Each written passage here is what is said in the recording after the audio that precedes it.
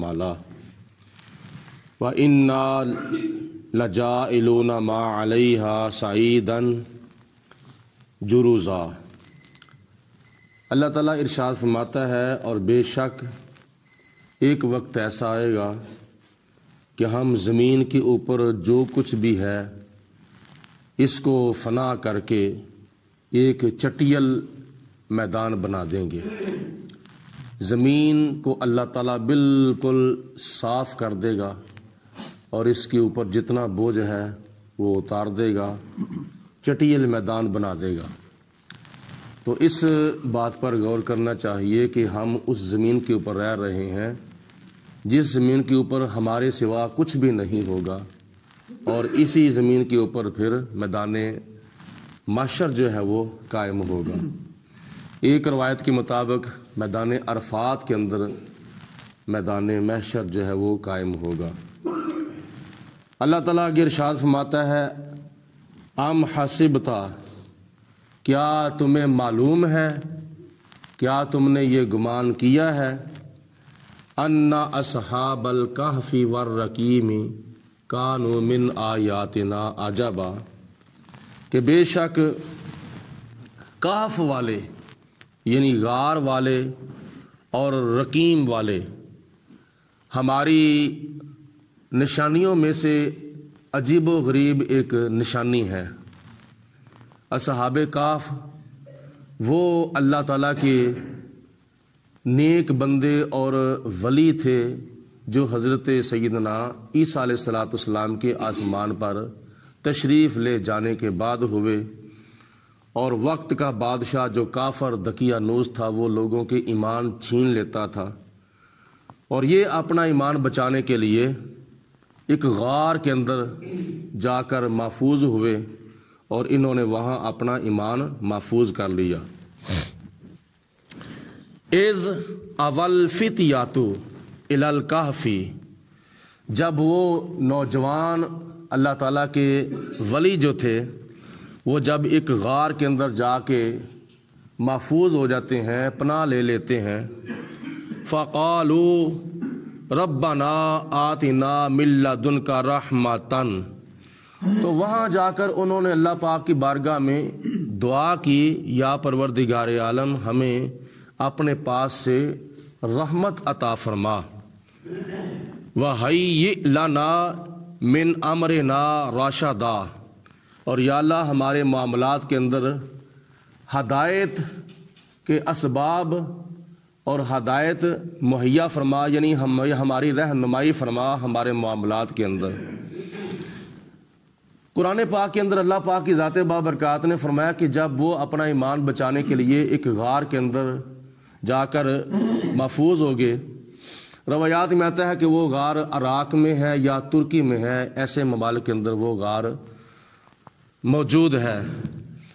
فَضَرَبْنَا عَلَىٰ آذَانِهِمْ فِي الْكَهْفِ،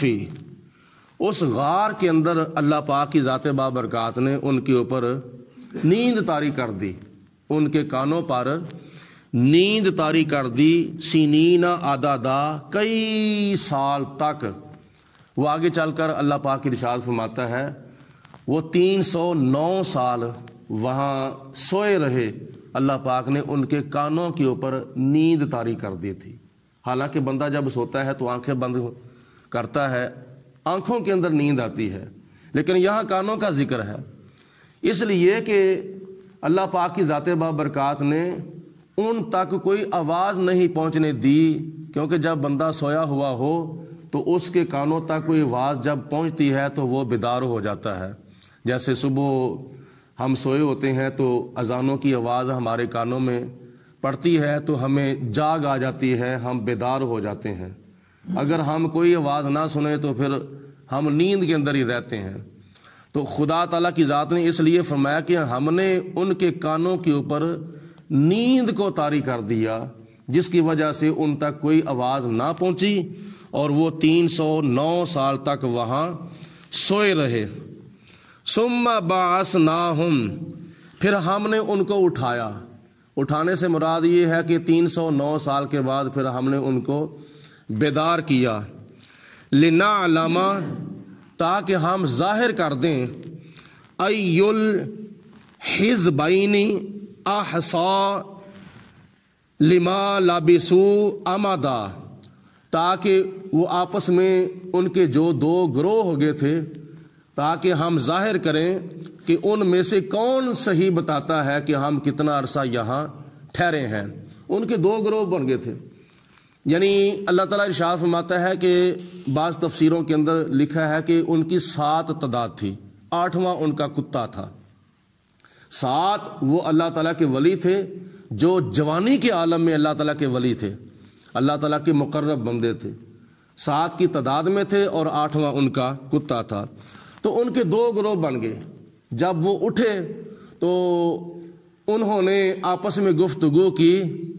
کسی نے ان میں سے پوچھا کہ ہم کتنا عرصہ ٹھہرے ہیں، تو جواب ملا، آگے آ رہا ہے، اس کی وضاحت آ رہی ہے کہ ہم 1 دن سوئے ہیں یا دن کا کچھ حصہ سوئے ہیں۔ تو دوسرے گروہ والے کہتے ہیں نہیں نہیں، اپنے بالوں کی طرف دیکھو، تمہارے بال کتنے لمبے ہو چکے ہیں،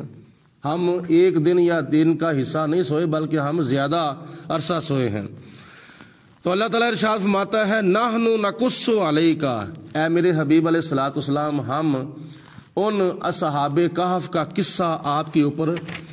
بیان کرتے ہیں، نبأہم بالحق، حق کے ساتھ ہم ان کی خبر، ان کا واقعہ، ان کا قصہ ہم آپ کے اوپر بیان فرماتے ہیں۔ انہم فتیۃ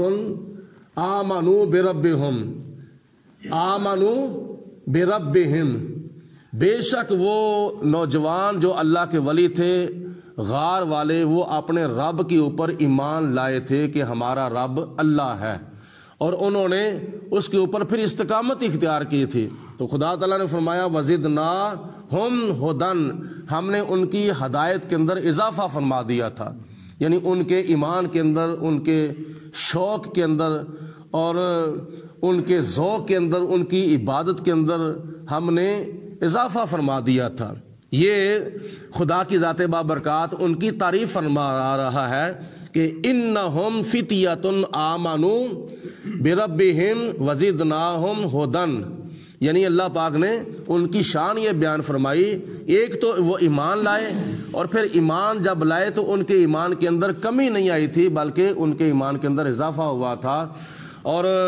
وربطنا علی قلوبہم، ہم نے ان کے دلوں کو پکا کر دیا تھا، ان کے دلوں کو ہم نے مضبوط کر دیا تھا، کیونکہ ایمان ہوتا ہے دل کے اندر، تو ہم نے ان کے دلوں کو ایمان کے لیے پکا کر دیا۔ اذ قاموا، جب وہ کھڑے ہوئے تھے، کہاں کھڑے ہوئے تھے؟ وقت کے بادشاہ کے سامنے جب کھڑے ہوئے تو بادشاہ نے ان کو بڑی دھمکی دی، ان کو بڑی وارننگ دی کہ اگر تم نے کیا نام ہے ایمان نہ چھوڑا، اگر تم ہمارے مذہب کے اندر واپس نہ لوٹے تو پھر ہم تمہارا حشر یہ کر دیں گے، وہ کر دیں گے، ہم تمہیں موت کے گھاٹ اتار دیں گے۔ تو انہوں نے ایسے جواب دیا جیسے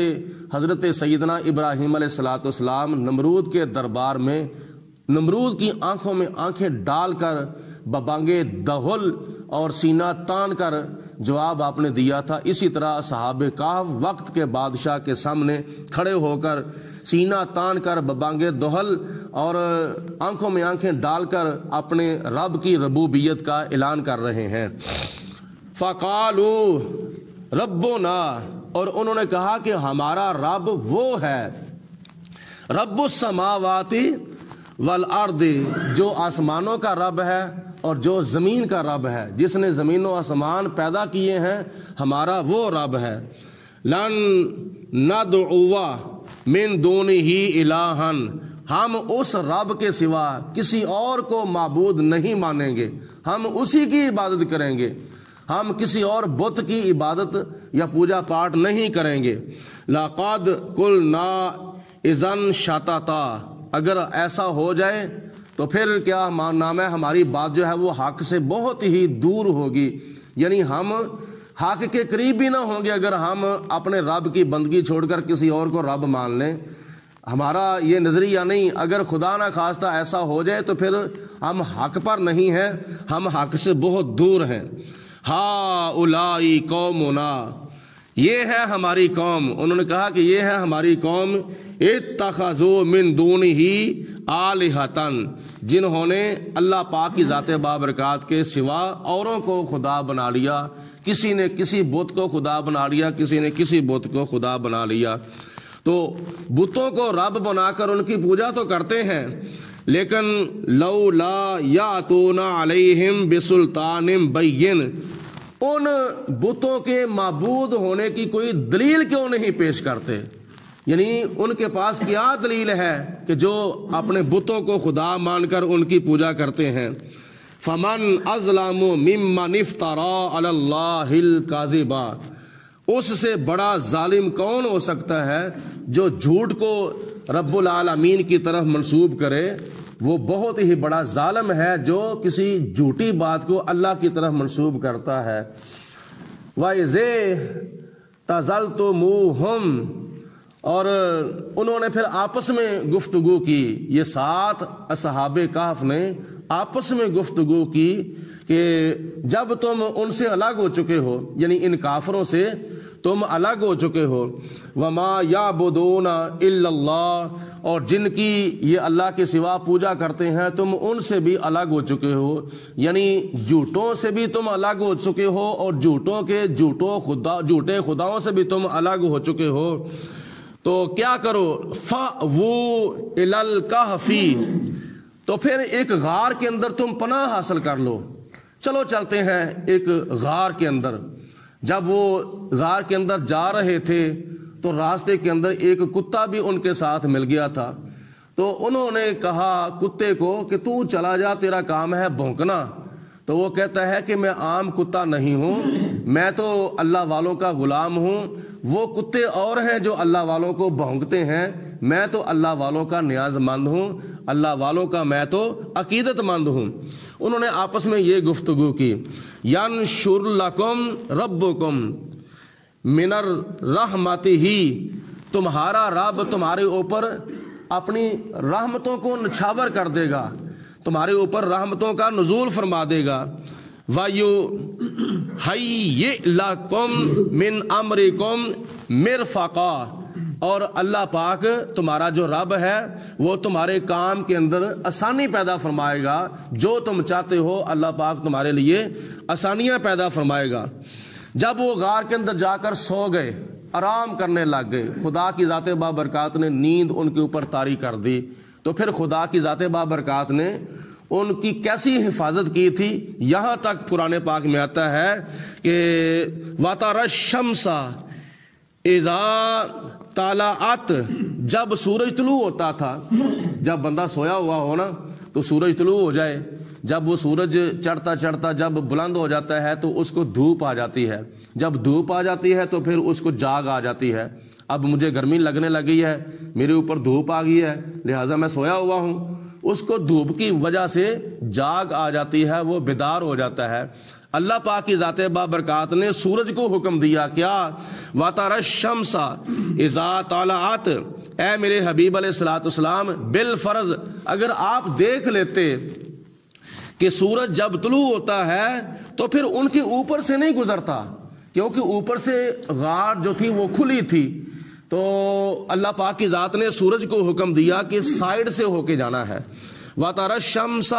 اِذَا طَلَعَتْ، جب سورج طلوع ہوتا تھا تو خدا فرماتا ہے تَزَاوَرُوا عَنْ كَهْفِهِمْ ذَاتَ الْيَمِينِ، سورج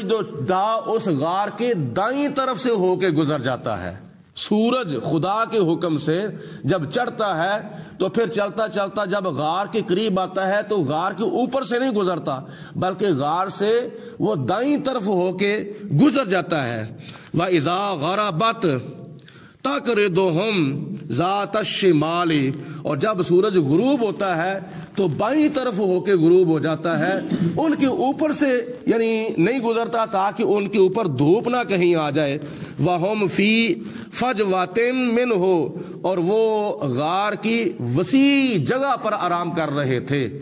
وسیع جگہ پر اللہ پاک کی ذات بابرکات نے ان کے اوپر نیند طاری کی تھی۔ یہ خدا تعالیٰ کی ذات نے ان کی نیند کی حفاظت کی، ان کے آرام کی حفاظت کی کہ سورج بھی ان کے اوپر سے نہیں گزرتا، کیونکہ سورج اوپر سے گزرے تو اوپر سے غار کا منہ کھلا ہے تو کہیں ان کے اوپر دھوپ نہ چلی جائے۔ ہوا جاتی تھی، ہوا کی وجہ سے وہ آرام کر رہے تھے۔ ذالک من آیات اللہ، اللہ فرماتا ہے یہ ہماری نشانیوں میں سے ایک نشانی ہے، اصحاب کہف ہماری نشانیوں میں سے نشانی ہے۔